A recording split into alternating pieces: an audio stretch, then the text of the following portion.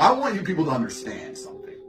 For this last year, and I know it doesn't seem very long ago that it was New Year's, right? For this last year, you've had all these big hopes and dreams and aspirations, and you've achieved precisely none of them. You've made a little bit of money, you paid your rent, you bought some food. With your spare money, you bought a bit of Bitcoin and watched the Bitcoin price, praying for it to go to, I don't know what you guys even need it to go to be rich. You don't even have a Bitcoin, so we need to go to fucking 100 million for your fraction to be worth something. And you've achieved nothing. You've done nothing. You call your year successful because you've managed to eat and pay your rent the whole way through. Congratulations. And on top of all of it, something which is effectively free to do, like go to the gym a little bit and not look like fucking human garbage, you've once again failed at. If you watch this video, I'd actually like you to genuinely undertake the following exercise.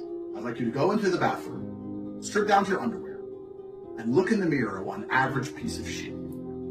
You don't even have the self-control to be selective about what food goes in and out of your own fucking mouth, and to lift some weights up and down for 20 minutes a day so you don't look like complete trash. You can't even do that. It's the easiest thing in the world to change. It's a biological certainty that if you stop eating like a gluttonous moron and go do bare minimum exercise, you're going to be in the top 5 percentile of body shapes on the planet. And you haven't even managed to do that. What kind of human existence is that? They talk about average. Hey, I'm just a normal guy. The normal guy's a fucking loser. If the average guy and me want the same pussy, guess who's getting it? And that girl, when I get it, she will share me with other women, and she'll do anything I say. When the average guy gets it, he has to give up his whole life to keep her. Love you. I hope that next year things are different. That your brutally mundane existence is blessed with blossoms of excitement. I hope you get to live with some adrenaline. I hope beautiful women actually want to talk to you. I hope you tell your boss to get f***ed. I hope you get to live the life I get to live every single day, for even a week of the 52, to see how gorgeous life is from outside the matrix. I really hope you get to do that. Everyone around you is slave-minded, so of course you're a product of your environment. Think about the people you're having Christmas dinner with. Do you want to be any of them? You don't want to be any of them people. You know, earlier today, this is a completely true story, I was having lunch, minding my own business, by myself, when some guy, a little bit drunk, but polite, hey man, I've seen you on YouTube. Hey, this guy's from YouTube, points at his friends.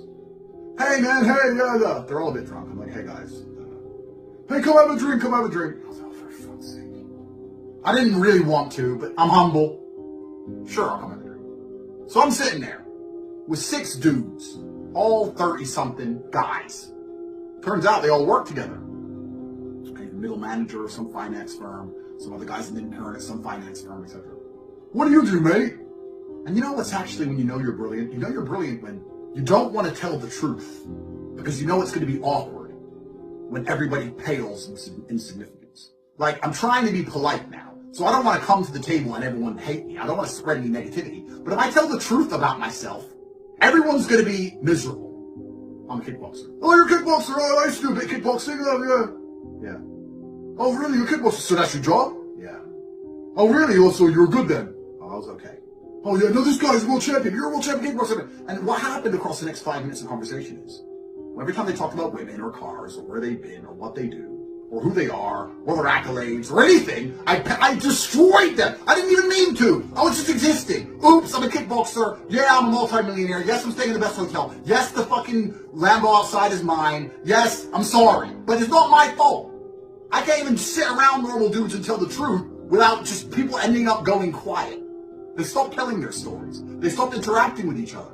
Because before me, it was all, hey, you know what, next year I might buy that BMW. But when I'm at the table, you can't say that anymore. That's how the world works. It's all about comparison.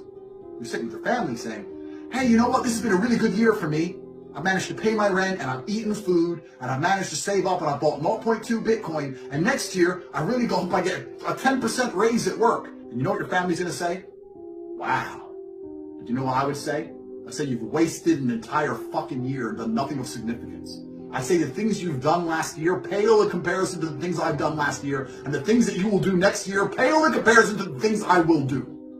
And when you die, if by some freak accident our graves end up next to each other, everyone's going to read my headstone and ignore yours. because you're fucking average. And there is nothing worse on this planet than Mr. fucking Average. Nothing about you, from the way you look, to the things you say, to the people you associate with, absolutely nothing about you is exceptional.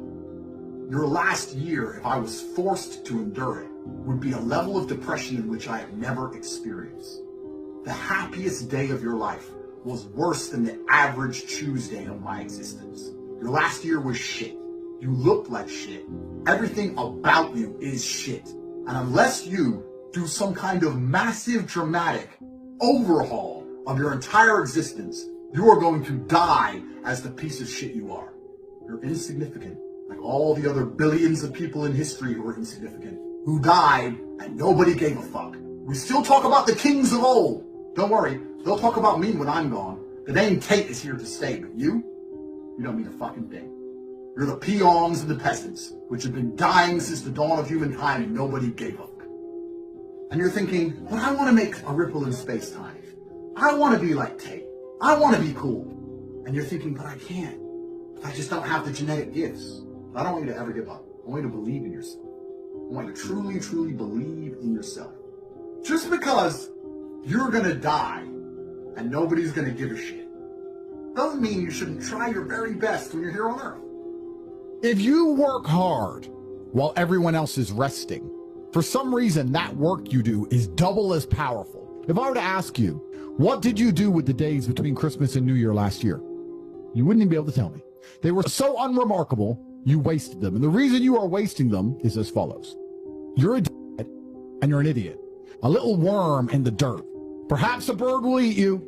Girls are not amazed by you. In fact, when a female's forced to lay her eyes upon you, she usually considers you staff.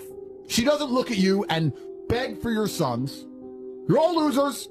And I'll tell you why.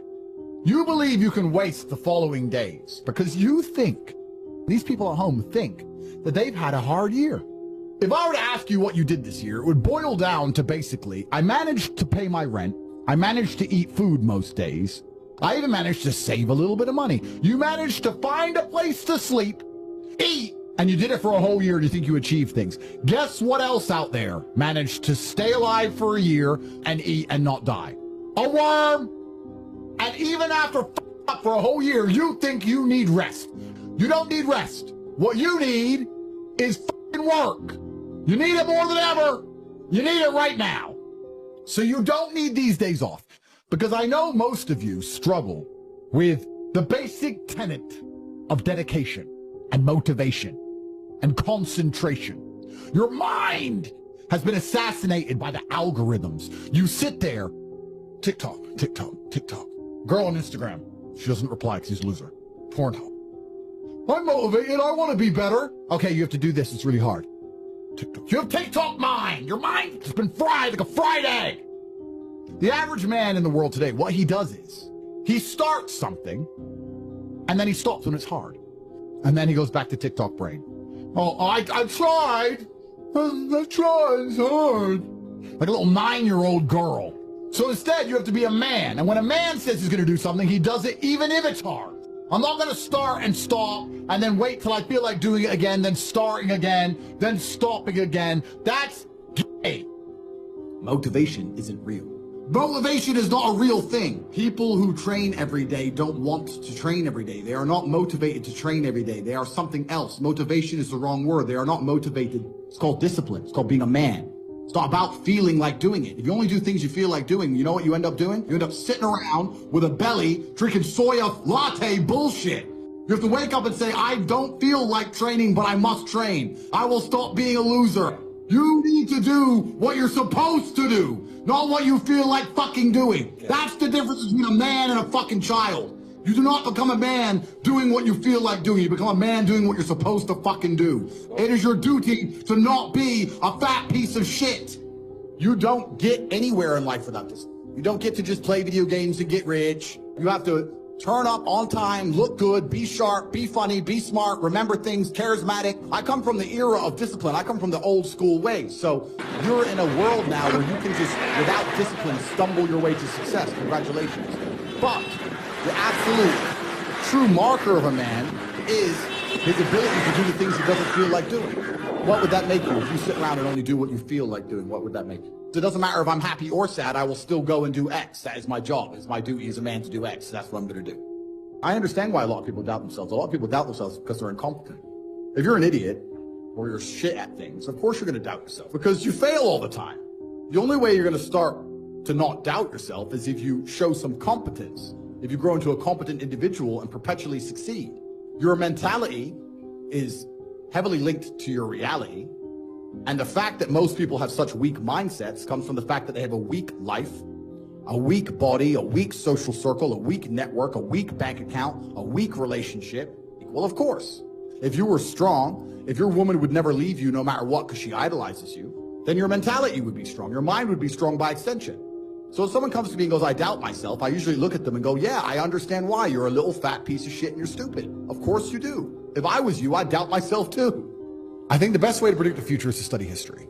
Let's go back the last 3,000 years. If you were a king, your life was pretty good. To be a king, you had power, influence, money. If you weren't a king, you were an average man, a common man. And I think the world is cyclical.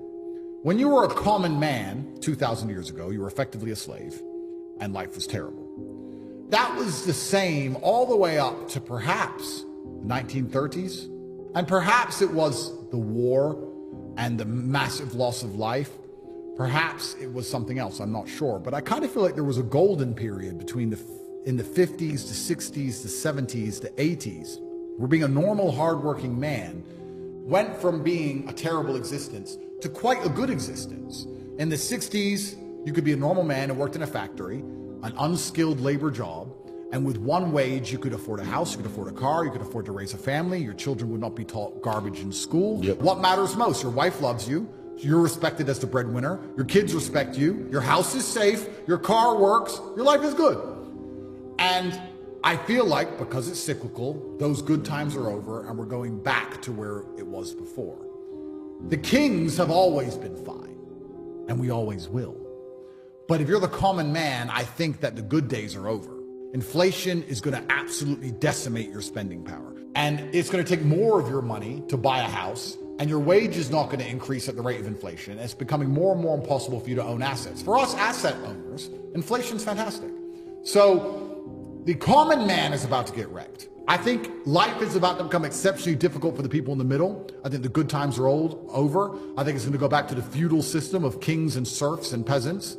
And I think if you're a normal, average person now, you should feel deep fear and panic and understand that you have a certain amount of time to get into the higher bracket of the social class before these hard times come. And the most scary thing about these hard times is, in olden times, the chance of turning into anything more than a peasant when you were born a peasant was effectively zero, unless there was chaos, unless there was a war or some great catastrophe for you to go to war, win, get a knighthood for bravery, get some land, and change your social mobility class. But there had to be war and chaos for you to escape. It's kind of like a prison break. When all the rules are being adhered to and the prison is operating as it should, you're stuck in your cell. But if there's a prison riot, you have a chance to escape. But now I feel like with AI and certain other things, although there's going to be instability in the world, although they're going to continue to lie to us, I feel like the Matrix is going to gain enough control to keep us all in our cars or in our 15-minute cities, or our electric cars will be turned off, or we need to get our bug rations for the week so that there can't ever be enough true chaos for you to escape. There won't be true social mobility, and I feel like there's going to be a close. The people who are rich now, their bloodlines will be rich for a very long time. And the people who are poor now, if they don't get rich soon, they're never going to get rich. The prices of houses are going to continue to go up. Prices of land is going to continue to go up. Inflation is going to continue to happen. Your wages will not catch up. It's now or never. Yeah. It's almost impossible right now. How does the average person on an average wage buy a house in London right now? I think in the next 10 years, it's going to become truly impossible, and they're going to use AI to keep the gap closed. And I think most normal people understand. If you were to ask them, how is the economy? They'd say, well, it's impossible. I can't pay for my bills. I can't pay to eat. I can't afford a house. I can barely afford my mortgage. I'm never going to get rich this way. They understand all of this, but they're not panicking. The Titanic just hit the iceberg. You may not be in the water yet, but it's a certainty. Panic now. Everyone started panicking at the end. And people are sitting here now going, oh yeah, the economy's bad, but maybe if we vote for this person, who are you going to vote for that's going to put money in your pocket actually? Actually, nobody. Still a brokey. Nobody cares. No one you vote for is going to change it. It's going to get worse. It's going to continue. And you know the boat is going to sink and you're not panicking. I started lower than you and beat you. How are you poor? You're lazy. There's nobody at home who is too stupid to become rich. Anyone watching this podcast right now, if you were to sit down next to me and I were to say, do this, do this, do this, do this, do this, you could do it. But you're too lazy to learn how to do it yourself. And you're too arrogant to listen. And it's usually arrogant. Because when I sit and say to them, you could have got out, they don't say, you're right, I could have got out, I didn't try. They don't do that. They say, no, because it's excuse, someone else's fault, the Matrix's fault, no self-accountability. Oh, well, you don't know what you're talking about anyway. So I catch myself being elitist, and I try very hard not to be because I don't consider myself a rich man. I'm a poor man with lots of money. And what's scary about being elitist is, if I'm from a Luton Council estate, and I see the common man as a lazy idiot, imagine how the elites see us. Imagine how they view the common man. You think they give a shit about you or your family or your income or your wages? You think they care about you? You think they're going to make life easier for the common man in the next 10 years as you've just asked? Or are they going to continue to decimate your lifestyle for their own forever profit? And especially as these large companies want forever profits, which they do, and they own everything. If they can make you poor so they can get richer, they will. If they own all the assets, they want inflation. They don't care about you. They don't care you can't feed your family. Why would they? Stop waiting for someone to come rescue you. Nobody's coming. This is your life, your future, your responsibility. Every single day you stay stuck in the same routine, complaining about the same problems, repeating the same habits. You're giving away the only thing you can never get back, your time. And if you don't save yourself, nobody will. You've been living on autopilot, running in circles, trapped in the rat race, working, sleeping, scrolling, surviving, but never living. This is the year that changes. This is the year you wake up. This is the year you decide you're done settling for the bare minimum. No more wasting your potential. No more playing small. No more letting comfort destroy your destiny. God didn't put you here to live an average life. He put something great inside you, and it's time you honor that gift. You want freedom? Then fight for it. You want wealth? Then sacrifice for it. You want a new life? Then kill the old one. Break the habits that keep you broke. Walk away from the people who keep you weak. Build the discipline you've been avoiding. The world doesn't reward the lazy, it rewards the relentless. Every second you hesitate, someone else is training, grinding, winning, while you're still thinking about it. Enough thinking, enough wishing, enough one day. Get aggressive about your future. Lock in like your life depends on it. Because it does. Save yourself from mediocrity. Save yourself from regret. Save yourself from a life you'll look back on and hate. This is your year to escape the rat race. Your year to take control. Your year to rewrite your story. Stand up, claim your power, and move with the belief that you were built for more. The cage door is open. Walk out. Freedom is waiting for the brave. And it starts with you right now.